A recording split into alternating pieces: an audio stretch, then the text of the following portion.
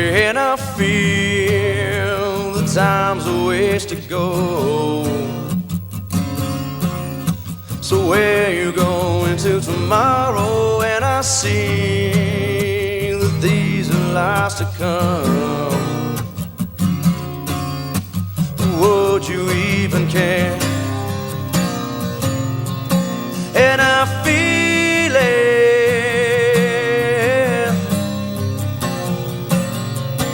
and I feel it. Where you going to tomorrow? Where you going with a mask I found? And I feel when the dogs begin to smell her. Well, she smell alone.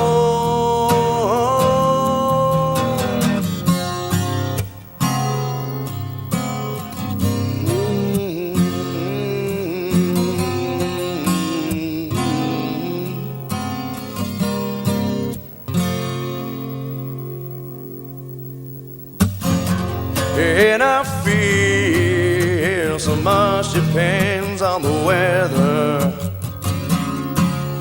So is it raining in your bedroom? And I see that these are the eyes of disarray.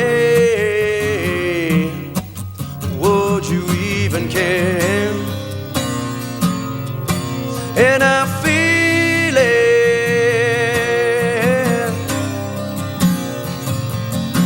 and she feels it. Where you going to tomorrow? Where you going with a mask I found? And I feel when the dogs begin to smell her. Well, she smell alone. When the dogs you find her, got time to wait for tomorrow. To find it, to find it, to find it. When the dogs you find her, got time to wait for tomorrow. To find it, to find it, to find it. Oh, yeah. Oh,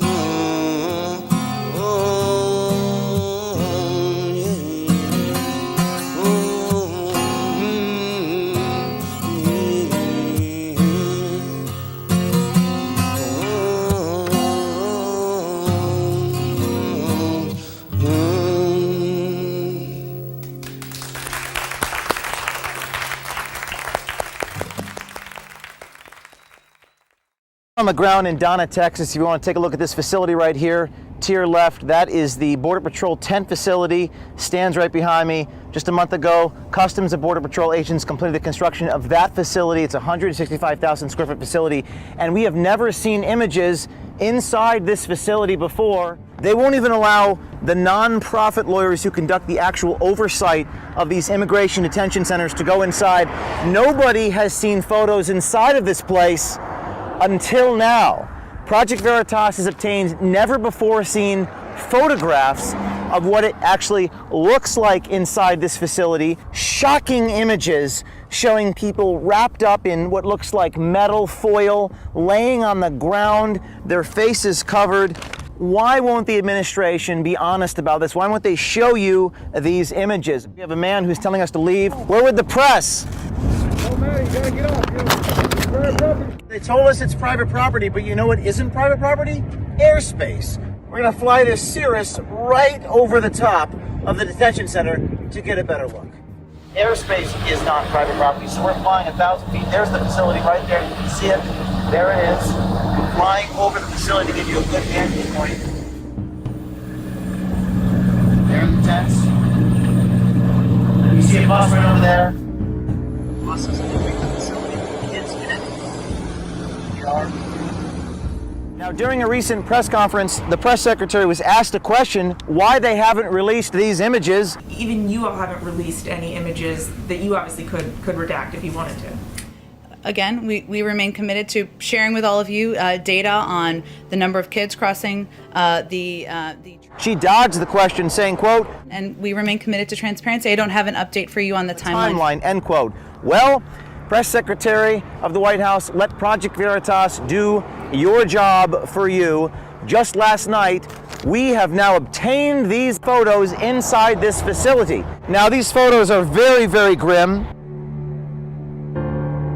In addition to the photos, Project Veritas has also learned that these photographs were taken in the last few days. There are 8 pods with 8 cells in each facility. At any given moment, there are an average of 3,000 people in custody inside this detention center.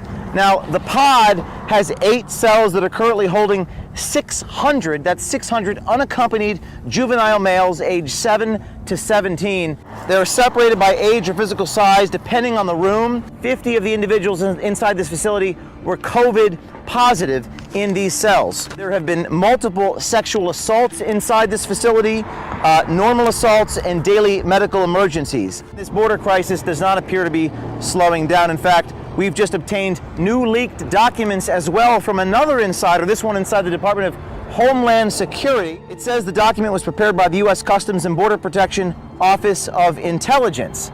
It warns of a potential Central American-based caravan coming our way in less than 2 weeks on March 30th. It says, quote, in the days leading up to March 30th, and should a caravan form, CBP personnel in the region will work closely with and maintain constant communications with CBP, Customs and Border Patrol. Now, every car that drives by is beeping at us. A lot of people giving us the middle finger here. A lot of people are not happy that we are filming or we are recording or asking questions about this facility. Not only did our DHS, that's Department of Homeland Security insider, leak us these documents, the insider also secretly recorded in a private DHS Q&A session Alejandro Mayorkas commenting on what he thinks is happening at the border. And you can hear this quote from Alejandro talking about the new administration making a decision not to expel unaccompanied children. The new administration made a decision not to expel unaccompanied children. And we are addressing a significant increase in the encounters with unaccompanied children in between the ports of entry. Here's a Customs and Border Patrol van. These are minors aged 7 to 17 inside the van. He's waving at us right now. The people that are being accompanied into this facility, according to what Project Veritas has learned, between the ages of 7 and 17, males, 600 unaccompanied juveniles. As you can see, we're on the corner of South International and Rio Grande Street, just south of Donna, Texas, north of the Mexican border. We were just there at the bridge. We really appreciate the brave insider who worked with us on this story. The public has a right to know that we're going to create an army of whistleblowers and insiders. You can reach out to us at Veritas Tips, that's VERITAS Tips at protonmail.com. Some extraordinary images here. The security guard is telling us to leave. Pissed. He's so pissed. They know we're here, ladies and gentlemen.